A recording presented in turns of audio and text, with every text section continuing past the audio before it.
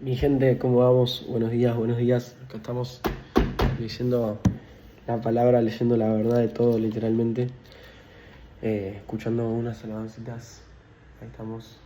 Pero nada, ahí recién terminé con la lectura y quería venir a tirar la reflexión en video, porque literalmente lo que reveló hoy la Biblia es una locura. Lo que me reveló, el mensaje que me dio es increíble.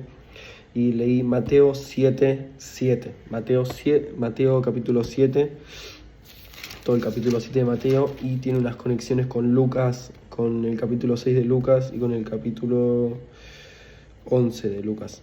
Así que nada, vamos a darle. Vamos con esta reflexión. Primero voy a leer lo que marqué y después voy a tirar ahí como la reflexión sobre lo que comparte la Biblia. Arranca diciendo, esto es palabra de Jesús. Cabe recalcar. Dice, no juzgues a nadie para que nadie los juzgue a ustedes, porque tal como juzguen se les juzgará, y con la medida que midan a otros se les medirá a ustedes. ¿Por qué te fijas en la astilla que tiene tu hermano en el ojo y no le das importancia a la viga que está en el tuyo? ¿Cómo puedes decirle a tu hermano, déjame sacarte la astilla del ojo, cuando ahí tienes una viga en el tuyo? Hipócrita, saca primero la viga de tu propio ojo y entonces verás con claridad para sacar la astilla del ojo de tu hermano. ¿Qué te está queriendo decir, hermano? ¿Qué haces queriendo ayudar a otra persona si primero no te ayudaste a vos? ¿Qué haces dando consejos si todavía vos no estás en una situación deseada, en eso en lo que estás aconsejando, digamos?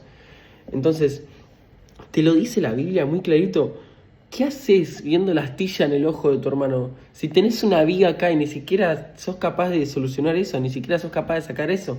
Entonces, primero, ocupate de lo tuyo. Primero, ocupate de ser tu mejor versión. Primero, ocupate de estar en cheque en el físico, en tu espiritualidad, en tu economía, en tus relaciones. Primero, ocupate de ser una persona admirable y respetable. Y después, fíjate qué le podés decir al otro. Fíjate en qué le podés ayudar.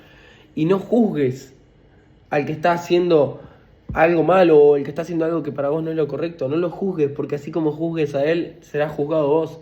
Y no serás solo juzgado por los seres humanos, sino que serás juzgado por Dios, por la justicia de Dios. Dios está viendo esos pensamientos, que es un error, hermano, juzgar al otro cuando ni siquiera vos estás en la situación que deseás y anhelás, por ejemplo. Así que nada, esto es lo primero que dice Mateo 7, que habla de él juzgar a los demás. Y nada, que básicamente es muy claro el mensaje, hermano. Si querés ayudar a otro, primero ayudate a vos. ¿Qué haces viendo en otro los errores cuando todavía vos tenés un montón de errores por corregir? Bueno, seguimos. Dice, la siguiente parte es pidan, busquen, llamen, dice. Arranca y dice Jesús, pidan y se les dará, busquen y encontrarán, llamen y se les abrirá. Porque todo el que pide recibe, el que busca encuentra, y al que llama se le abre. ¿Quién de ustedes, si su hijo le pide pan, le da una piedra? O si le pide un pescado, le da una serpiente. Pues si ustedes, aun siendo malos, saben dar cosas buenas a sus hijos, ¿cuánto más su Padre que está en el cielo dará cosas buenas a los que les piden? ¿Cuánto más su Padre que está en el cielo dará cosas buenas a los que le piden? Así que en todo traten ustedes a los demás tal y como quieren que ellos les traten a ustedes. Trata al otro como querés que te traten. De hecho, esto es la ley y los profetas. Hermano, te está diciendo, pedí se te dará, busca encontrarás, llamá se te abrirá. Hermano, todo lo que quieras se te dará, se te será dado. Nuestro Padre Celestial, Dios, hermano, está preparado para darte todo. Cuando estés preparado vos, cuando realmente seas merecedor, pide y se te dará. Pero ¿cuándo vas a pedir? ¿Cuándo vas a estar listo para pedir? No me acuerdo qué versículo y cuál es el evangelio, cuál es bien el capítulo, pero lo dice. Hermano, vas a estar listo para pedir y se te dará todo cuando realmente no sientas culpa, cuando realmente estés libre de la culpa y del arrepentimiento. Cuando pidas perdón por todo eso que hiciste mal, cuando te liberes de esos pecados a través del arrepentimiento y del verdadero perdón, el arrepentimiento sincero y saber que hiciste esas cosas mal y pedirle el perdón a Dios.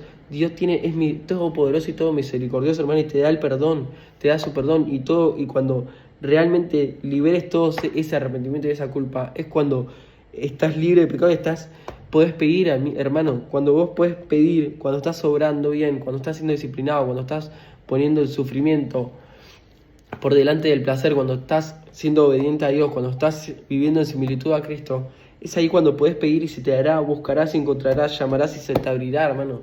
Literalmente es así, y te lo digo porque lo viví en carne propia, hermano. Cuando más me acerqué a Dios en este momento, actualmente, literalmente, cuando más obediente estoy siendo, cuando más disciplinado estoy siendo, cuanto más estoy poniendo el sufrimiento por delante del placer, cuando más estoy buscando ayudar al prójimo, cuando mejor estoy obrando, más pido, más se me da, más busco, más encuentro, más llamo, más se me abren las puertas de todo. Hermano, Dios obra en la vida de quienes le buscan, de quienes le son obedientes. Seguimos. Dice, la puerta estrecha y la puerta ancha. Entren por la puerta estrecha, porque es ancha la puerta y espacioso el camino que conduce a la destrucción. Es ancha la puerta y espacioso el camino que conduce a la destrucción, y muchos entran por ella. ¿Qué te está diciendo, hermano? Que el camino a la destrucción es fácil. El camino a la destrucción es una puerta ancha. El camino a la destrucción es un pasillo ancho donde muchos entran. El pasillo a la destrucción es el placer.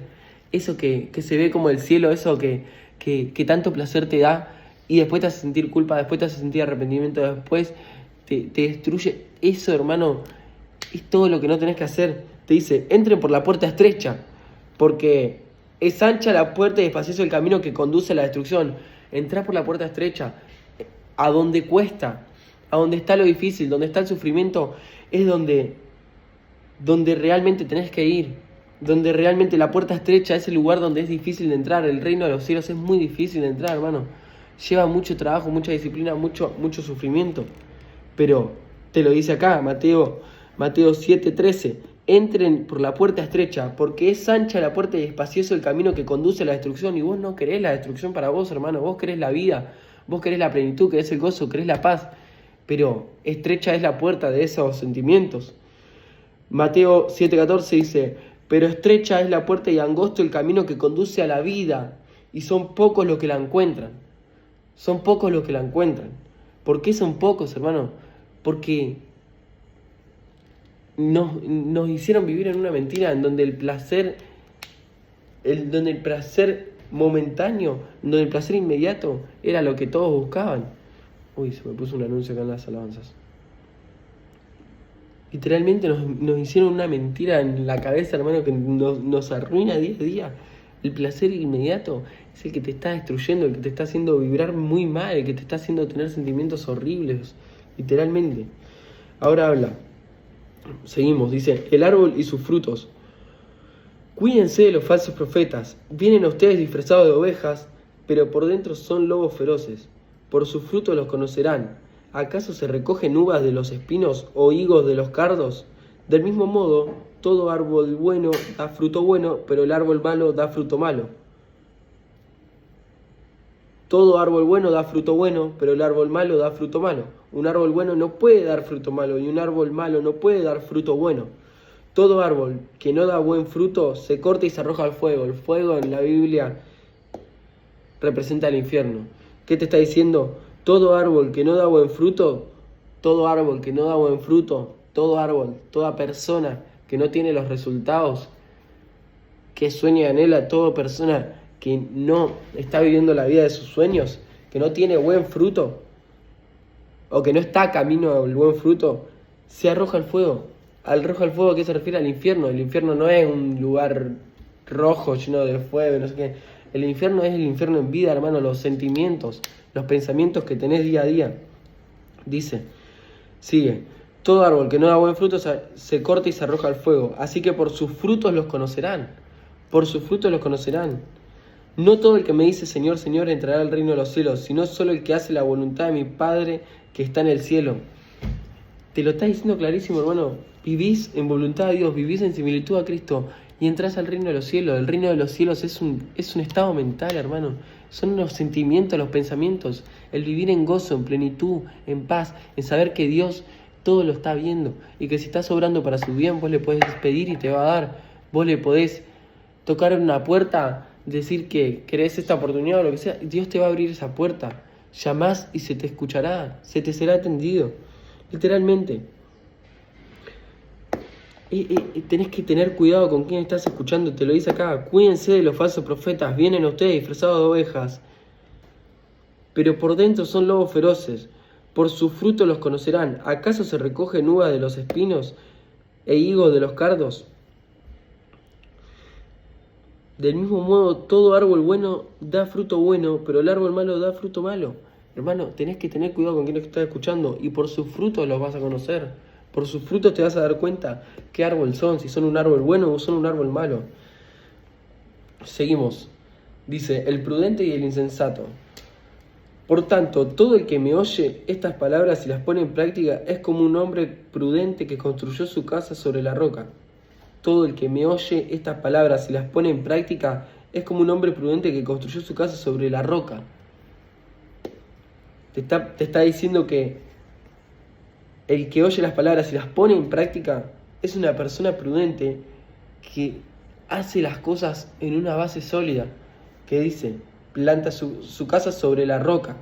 Cayeron las lluvias, crecieron los ríos y soplaron los vientos y azotaron aquella casa con todo. Le dieron con todo a la casa. Pero la casa no se derrumbó porque estaba cimentada sobre la roca. ¿Qué te está diciendo? Que cuando te acerques a Dios, cuando seas obediente, cuando te disciplines, cuando pongas el sufrimiento por delante del placer, vas a ser una casa cimentada en la roca. Vas a ser una casa firme, donde van a venir adversidades, donde van a venir vientos, donde van a venir problemas, donde van a venir adversidades en las relaciones. Te van a pasar un millón de cosas, pero si tu casa está cimentada en la roca, si vos estás con las bases cerca de Dios, si estás siendo disciplinado, si estás poniendo Dios te va a cuidar, hermano. Sos un árbol, sos una casa cimentada en la roca. Sos una casa firme, sos una casa que viene la tormenta, que viene el diluvio, que viene el tsunami, que viene lo que sea. Y una casa que venga lo que venga, no se va a caer, no se va a destruir, no se va a destruir. Dice, pero todo el que me oye estas palabras y no las pone en práctica es como un hombre insensato que construyó su casa sobre la arena.